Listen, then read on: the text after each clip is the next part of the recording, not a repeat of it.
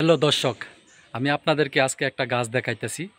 যারা গবাদি পশু পালন করেন বা দুইটা একটা গবাদি পশু পালন করতেছেন, গাভী পালন করতেছেন দুধের জন্য, যাদের গাভীতে দুধ কম হয়, তারা এই গাছটার সাথে যে আমাদের বাড়ির আশেপাশে, জমিনের আশেপাশে, রাস্তাঘাটে যখন কচু হয় না, কচু আনাল্লা কচু বলে, এই কচু আর এই কাটা ক্ষুদিরা গাছটা এক একজনে এক এক নামে এই গাছটাকে চিনে।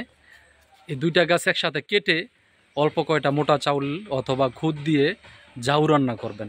ভালো করে মিক্স করে পানি একটু বেশি দিয়া জাউ রান্না করবেন।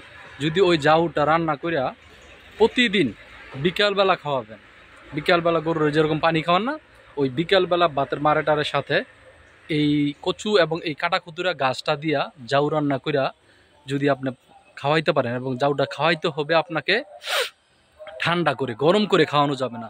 যদি গরম করে খাওয়ান তখন কিন্তু আবার গাভীর পেট ফেঁপে যেতে পারে, সমস্যা হতে পারে।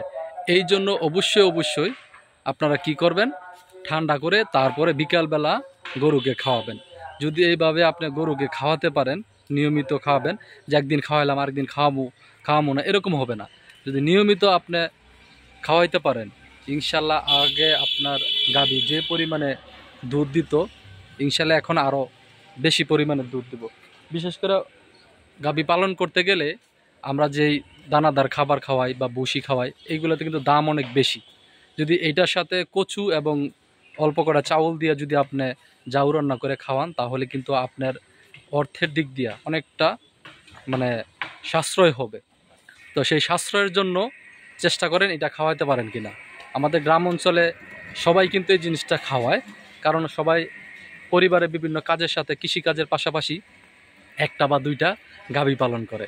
ওই একটা বা দুইটা গাভী পালন করতে যাইয়া দেখেছে যদি আপনার ভুসি খাওয়ায়, ভুসির বস্তা কিন্তু অনেক দাম, তখন তারা কি করে, এইগুলো দিয়ে জাউ রান্না করে গাভীরে খাওয়ায়।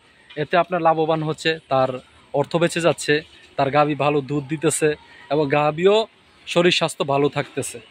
তো আমি আশা করি আপনারা যারাই গবাদি পশু পালন করতেছেন সবাই এই জিনিসটা ব্যবহার করবেন। অনেকে চিনে না বিদায় আমি এই জিনিসটা উঠাই নিছি, কারণ এক এক জায়গায় এক এক ধরনের নাম এক একটা গাছের, কিন্তু কচু গাছ তো সবাই চিনে, বিভিন্ন জায়গায় আনাচে কানাচে, মাঠের আটে ঘাটে সব জায়গায় হইতেছে। তো আপনারা যদি চান এটা ব্যবহার করতে পারেন, ইনশাল্লাহ অবশ্যই উপকৃত হবেন। আর আমার চ্যানেলের সাথে থাকবেন সবাই। আমি আপনাদেরকে চেষ্টা করব আর সুন্দর সুন্দর ভালো ভালো ভিডিও উপহার দেওয়ার জন্য। সবাই সবার পাশে থাকবেন, আর ইনশাল্লাহ আরও সুন্দর সুন্দর ভিডিও দিব। সবার জন্য দোয়া ও ভালোবাসা। ইনশাল্লাহ আমাদের সাথে থাকবেন, আমার চ্যানেলের সাথে থাকবেন। আমি চেষ্টা করবো আপনাদেরকে ভালো ভালো ভিডিও দেওয়ার জন্য। সবাই ভালো থাকবেন, সুস্বাস্থ্য ও দীর্ঘায়ু কামনা করতেছি। আল্লাহ হাফেজ।